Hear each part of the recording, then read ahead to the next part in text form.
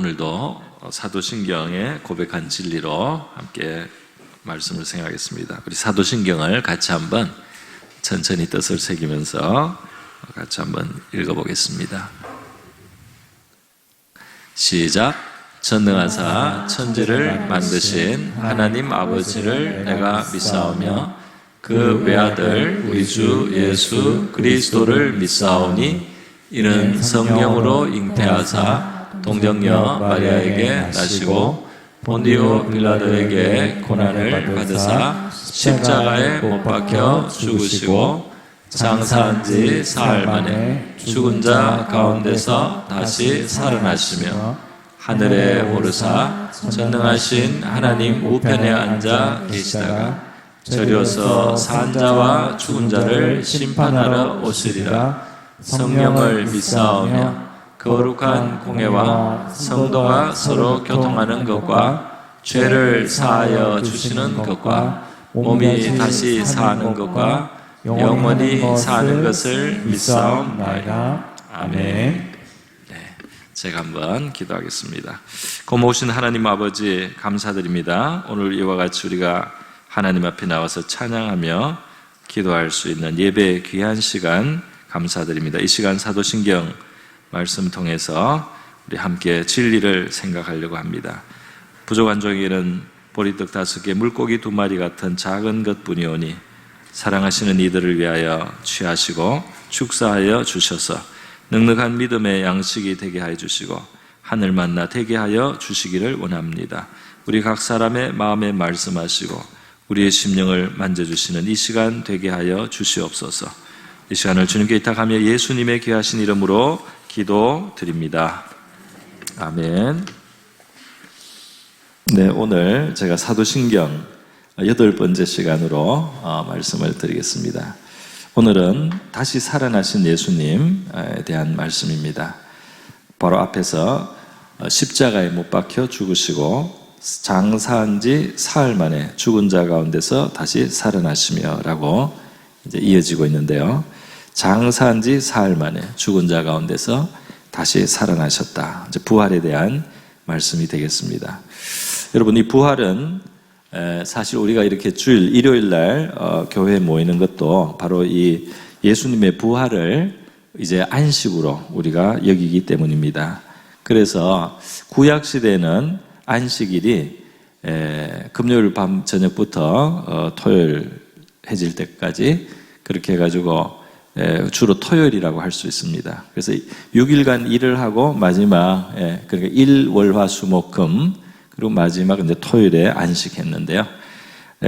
이 신약 시대 예수님 부활하시고 교회가 일어서고 나서 예수님이 부활하신 날을 주의 날 이렇게 표현을 갖게 되었습니다. 그러면서 이 날이 모여서 예배하는 날이 되고 또 나중에 이제 이 기독교가 이 사회적으로 완전히 수용이 되고 또 사회가 우리 복음 안으로 들어왔을 때는 이제 이 날을 아주 공식적인 휴일로 만들어서 일요일이 이제 주일이 이제 쉬는 날이 되기까지 된 것입니다.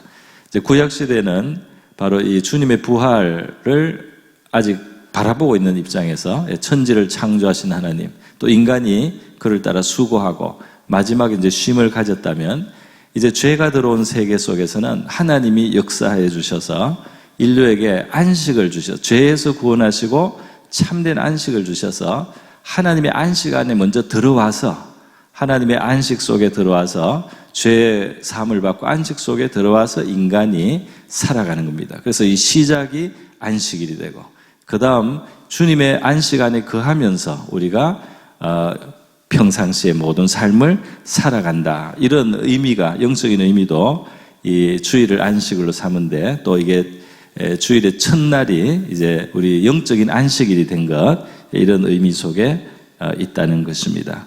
오늘 그래서 저는 바로 이 모든 이 주일마다 사실은 작은 부활절이라고 할 수 있습니다. 늘 예수님의 부활, 우리의 구세주가 우리를 위해서 죽고 부활하셔서 그래서 우리의 가장 깊은 문제를 이미 해결하셨다. 그리고 그는 지금 살아계신다. 부활하셨으니까 지금 살아계신 거죠. 이런 그 부활절의 기쁨을 우리가 이 주일마다 사실은 우리의 마음속에 이제 가져야 되겠고 그것을 우리가 누려야 되겠고 그걸 찬양해야 될 것입니다. 오늘 저는 다시 살아나신 예수님, 다시 살아나신 예수, 신예수로 부활에 대한 말씀을 몇 가지만 함께 드리도록 하겠습니다. 먼저는 이 부활이 가지는 의미를 우리 예수님 중심으로 한번 생각해 보겠습니다.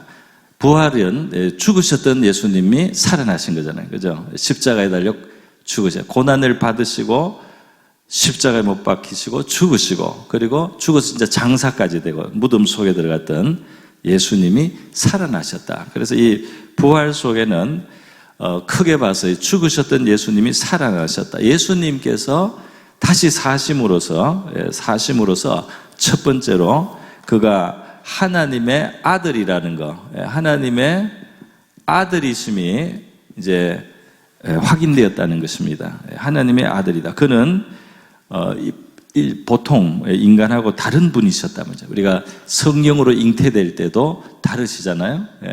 인류를 구원하기 위해서 오신 그런 분이십니다. 영원하신 하나님의 독생자 외아들이십니다. 그가 세상에 오셨고 죽으셨는데 죽으신 다음에 끝나지 않고 부활하셨는데 영생하는 부활의 몸으로 부활하셨어요. 그래서 이 예수님이 얼마나 특별한 분인지가 예수님의 부활을 통하여 드러났고 바로 하나님의 아들이라는 사실이 증거되었다 할 수 있겠습니다. 그래서 로마서 1장 4절에 보면 성결의 영으로 죽은 자들 가운데서 부활하사 그랬어요. 능력으로 하나님의 아들로 선포되셨으니 곧 우리 주 예수 그리스도 신이라. 그래서 부활하셔서 하나님의 아들로 선포되셨다. 그렇게 돼 있지 않습니까? 그래서 하나님의 아들이셨구나. 그걸 알게 되는 겁니다. 두 번째로 이 부활을 통해서 그러면 하나님의 아들이 이렇게 죽음을 이기고 일어나시는 분인데 그가 왜 죽어야 했는가? 그는 왜 죽었는가? 죽음도 이기고 다시 살아나시는 이러한 하나님의 아들이 그렇게 비참하게 십자가에 죽으셨어야 했는가? 그 죽음은 참 특별한 죽음이구나. 예수님의 죽으심 또는 십자가 이것이 뭔가 특별한 의미가 있다는 것을 또한 증거하는 것입니다. 그가 바로 하나님의 아들이 인류의 죄를 청산하기 위해서 자기가 죽을 수 없는 존재가 죽어주셨단 말이에요. 억지로라도 그 죄의 짐을 지고 억지로라도 죽어주신 것이다 이 말입니다. 그래서 이 예수님의 죽음의 특별한 의미 바로 자기의 죄값으로 죽는다든지 인간이 그냥 죄인이기 때문에 죽을 수밖에 없는 존재에서 죽는 게 아니다. 하나님의 아들은 왜 그렇게 어울리지 않는 죽음을 죽으셨는가? 그것은 저와 여러분을 위한 죽음인 줄 믿습니다. 저와 여러분을 위해서 죽으셨다 이 말이에요. 그분이 죽어야 될 이유가 그분에게 없다 이 말입니다. 그분이 죽을 이유는 우리에게 있다 이 말입니다. 우리가 저주받아야 될 자리가 있기 때문에 우리가 하나님 앞에 버림받아야 될 자리가 있기 때문에 하나님 앞에 우리가 죄인이기 때문에 그분이 죽으셨다 이 말입니다. 그래서 바로 그의 죽음 하나님의 아들이 죽었어야 됐는가? 바로 저와 여러분이 그 이유가 된다 이 말입니다. 자, 그런데 그가 죽으셨는데 이제 다시 살아나셨단 말이죠. 살아나심으로 그의 죽음으로 우리 인류의 죄를 청산하시고 하신 하나님의 의도가 완전히 충족이 되었기 때문에 그분이 죽음에서 다시 일어나셨다는 겁니다. 할렐루야.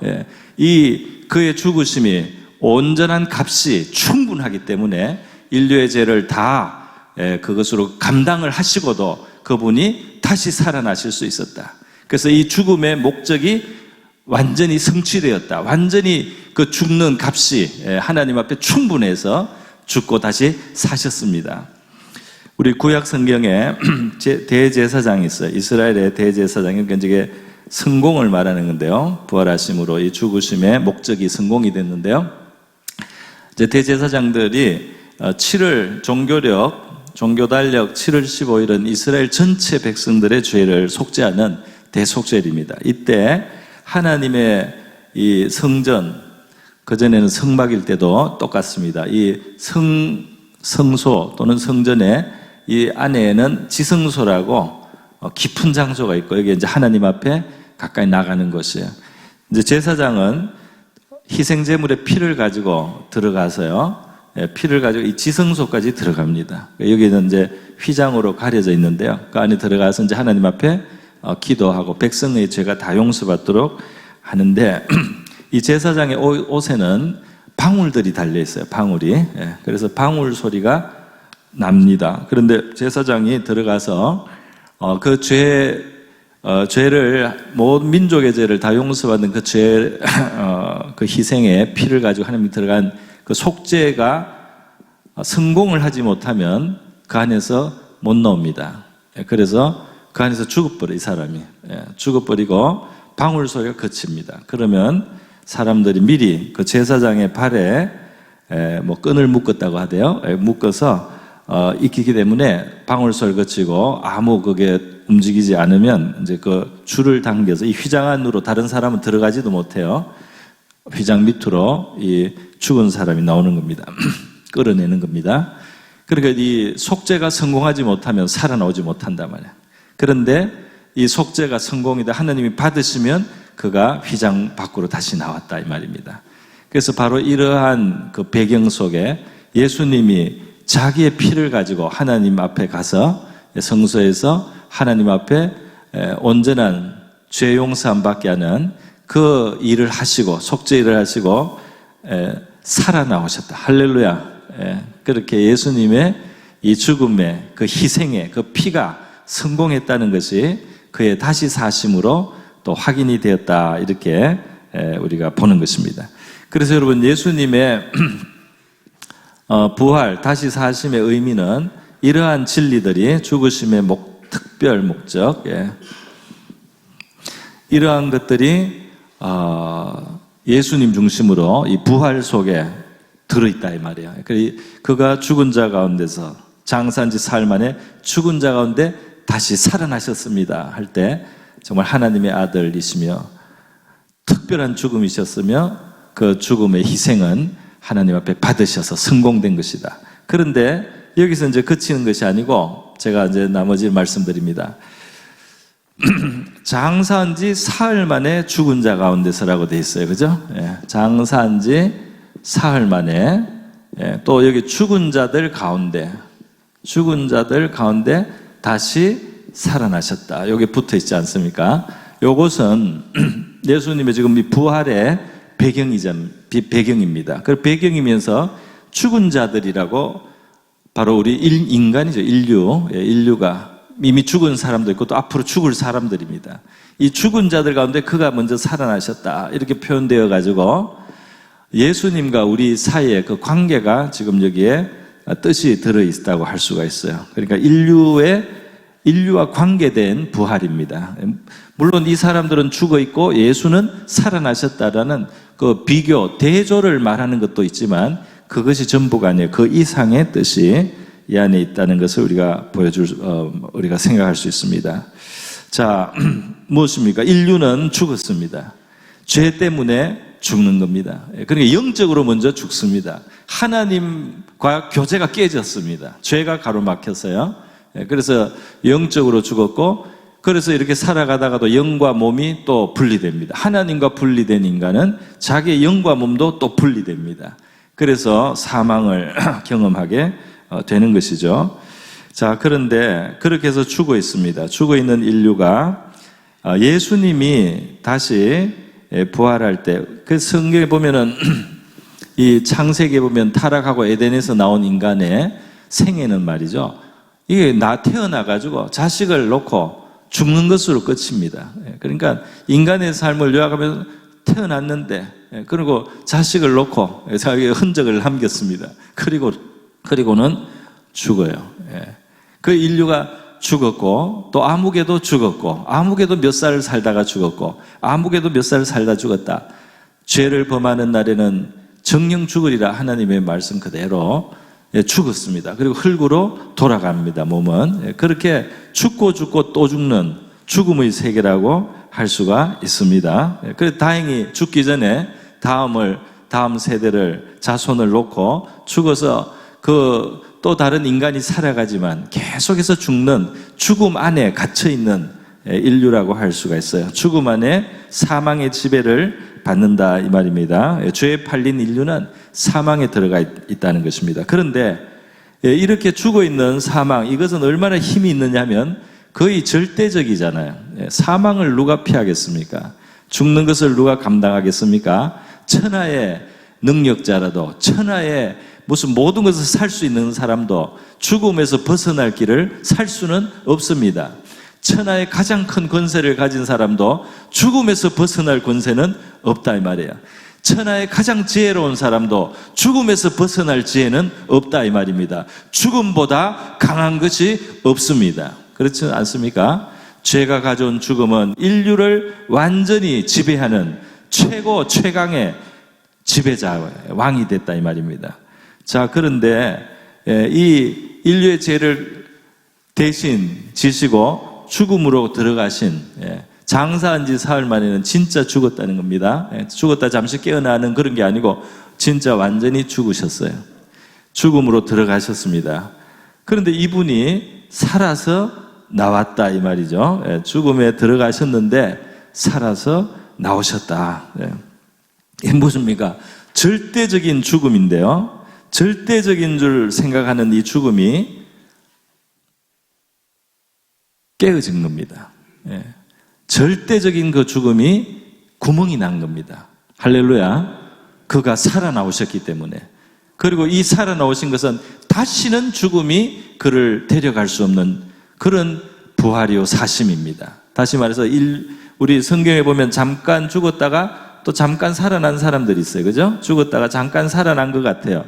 뭐 선지자가 살려냈든지 예수님이 살려냈든지 죽었다가 잠깐씩 살아난 이야기가 성경에 많이 있습니다. 너무 불쌍해서 하나님이 야이로의 딸 12살 딸을 살려주시고 나인성 과부의 아들을 또 그걸 살려주시고 또 베드로가 도르가를 또 살려내고 또 무슨 바울이 유두고를 살려내고 또 구약시대도 엘리야가 사르밧 과부의 아들을 살려내고 엘리사가 또 수넴 여자의 아들을 살려내고 살려낸 이야기는 있습니다. 그러나 또 예수님이 나사로도 살려내죠.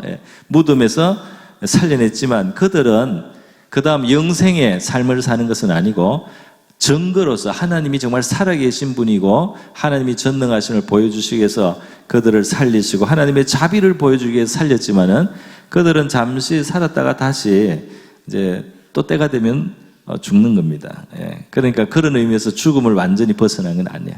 그런데 예수님은 죽음에 들어갔다가 완전히 다시는 죽음에 들어가지 않는 생명의 부활로 부활하셨어요. 그래서 이 죽음은 진짜로 예수님으로 말미암아 구멍이 났다 이렇게 말할 수가 있다는 것입니다.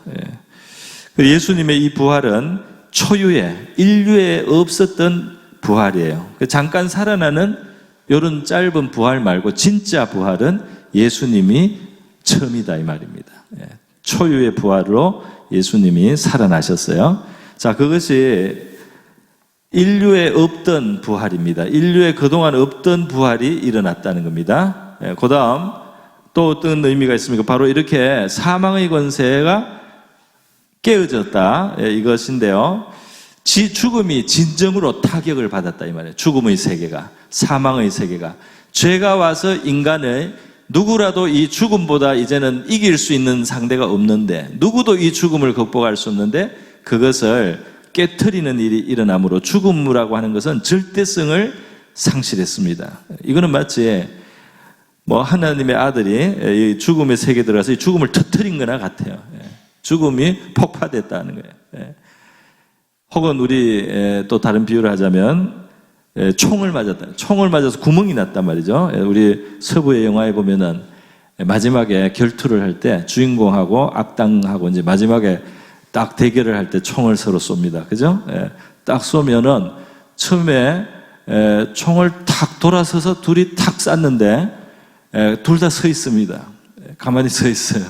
그래서 누가 죽었는지 처음에 몰라요. 주인공은 좀 무표정하고 악당 웃습니다. 근데 이제 그것이 반전이죠. 악당이 웃고 쓰러져요. 그 보면 몸에 구멍이 났어요. 총알이 통과해버렸습니다. 잠깐 더 있지만은 서 있는 것 같아도 이미 구멍이 뚫렸다 이 말입니다. 그래서 악당은 쓰러집니다. 마찬가지로 왕노릇하던 사망이 그리스도가 그 사망에 들어갔다가 영생의 부활로 살아나와서 이 사망의 권세를 근본적으로 깨트렸어요. 절대성을 깨트려버렸습니다. 지금도 사망은 역사하고 있습니다. 그러나 사망은 결정적으로 이미 구멍이 났고 핵심부가 폭파되고 그리고 금이 이미 갔단 말입니다. 그리고 이게 시간 문제로 사망의 권세는 무너질 수밖에 없게 이미 되었다 하는 겁니다. 물론 우리가 볼 때는 예수님 부활하고 2000년 동안도 세계는 사망이 지배하는 것처럼 보이지만 하나님 볼 때는 긴 시간은 아닙니다.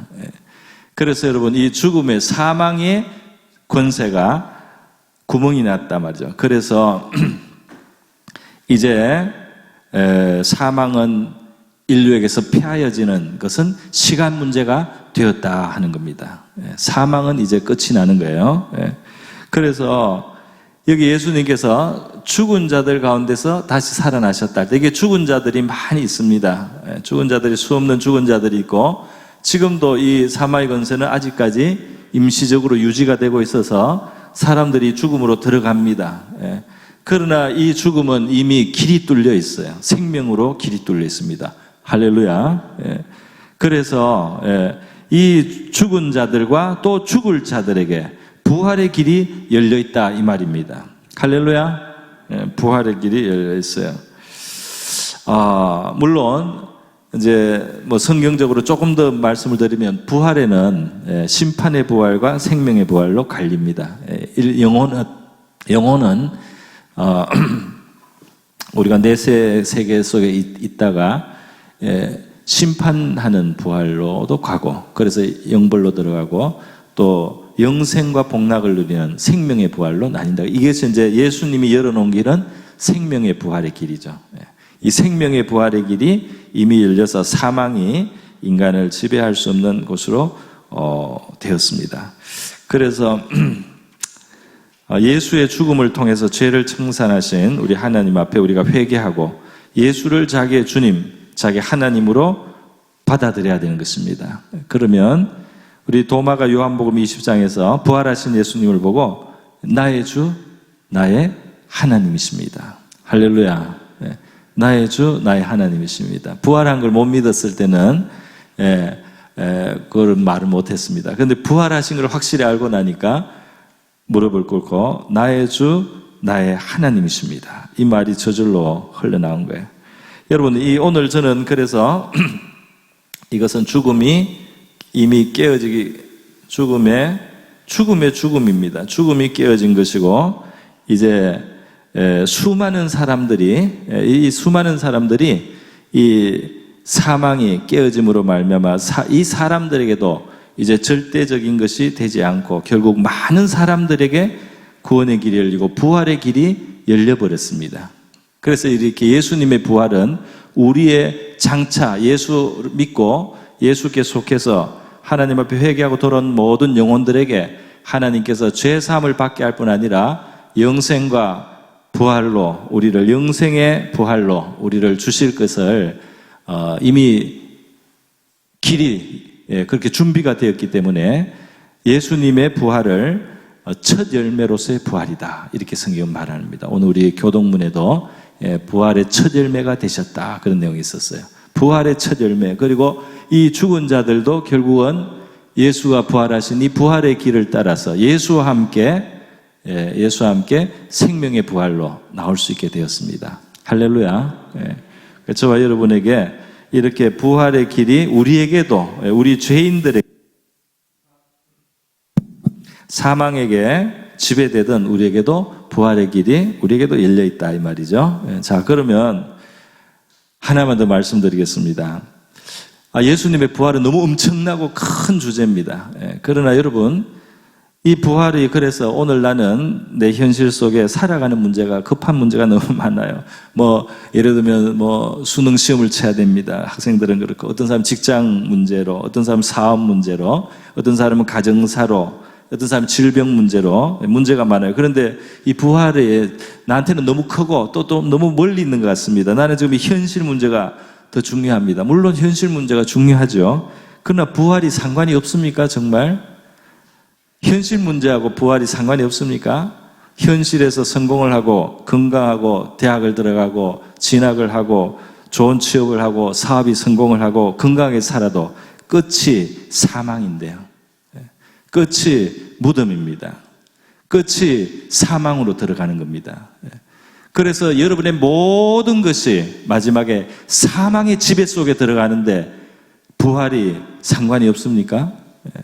아무리 좋은 것을 가지고 성취하고 이루고 누려도 결국 사망으로 들어가는데, 그런데 부활이 상관이 없습니까? 그래서 여러분, 결국은 이 부활이 없다면 이 삶이 정말 허무한 겁니다. 아등바등 애쓰지만은 그것이 얼마나 가겠습니까? 그래서 얼마나 더 누리겠습니까? 얼마나 더 유지가 되겠습니까? 사망으로 들어간다 이 말이에요. 반드시. 그것이 10년 뒤에 있다가 5년 뒤에 있다가 3년 뒤에 있다가 내일이 일이 되고 몇 시간 후에 일이 되고 1분 뒤에 죽을 일이 된다 이 말입니다. 몇 초 후에 숨이 넘어가는 순간이 온다 이 말입니다. 그런데 죽음과 부활의 문제가 상관이 없습니까? 죽음 앞에 서는 것입니다. 죽음이 해결되어야 우리 인생이 의미가 있게 되는 거죠. 할렐루야. 고생을 했어도 어려움을 겪었어도 눈물을 뿌렸어도 영원한 생명이 있어야 소망이 있지 않습니까? 소망이 거기에 있는 거죠. 그래서 이 부활은 말이죠, 죽음에서도 소망을 줍니다. 뿐만 아니라 죽은 자를 다시 살리신 하나님은, 예수를 다시 죽음에서 일으키신 우리 하나님, 또 우리에게도 장차 우리가 죽음을 통과하겠지만은 부활의 길을 열어놓으신 이 하나님은 이런 큰 부활, 진짜 부활이죠. 이 진짜 부활 주신 하나님은 우리의 일상과 매일의 삶 속에 부활과 같은 일을 주실 수가 없겠습니까? 우리의 일상의 생활 속에 주님은 죽음과 같은 시간을 통과해서 다시 살고 영화롭게 되고 기쁘게 되고 밝게 되고 희망을 얻게 되는 그런 일을 하나님이 우리의 생애 속에는 할 수가 없겠느냐 이 말입니다. 하실 수 있는 줄 믿습니다. 하실 수가 있죠. 이 부활을 주시는 진짜 죽음에서 우리를 일으킬 그 하나님은 우리의 일상의 사망의 음침한 골짜기를 통과하는 생활을 지나고 눈물의 골짜기를 지나고 우리가 죽은 자같이 진토에 붙어도 다시 우리를 일으키실 수 있는 능력이 있다 이 말입니다. 할렐루야. 그래서 정말 예수가 다시 살아나셨다, 우리에게 복음이 되는 줄 믿습니다. 그래서 이 부활의 복음을 가진 우리 성도들에게는 이 세상에 가장 암울하고 가장 소망이 없는 그러한 상황을 우리가 만나도 절대적인 소망을 우리 믿음으로 우리가 붙들 수 있기를 바랍니다. 붙들어야 되겠습니다. 할렐루야. 부활의 주님은 우리 죽은 이후에만 부활을 주실 뿐 아니라 현실의 삶 속에도 죽음 같은 자리를 통과하여 다시 일어나게 되는 날마다의 부활도 주실 줄 믿습니다. 예수를 모시고 예수와 함께 살고 예수와 더불어 살다가 예수와 함께 부활하는 저와 여러분의 매일의 삶이 되고 영원한 삶이 될 수 있기를 축원드립니다. 우리 다 같이 기도하겠습니다. 이 시간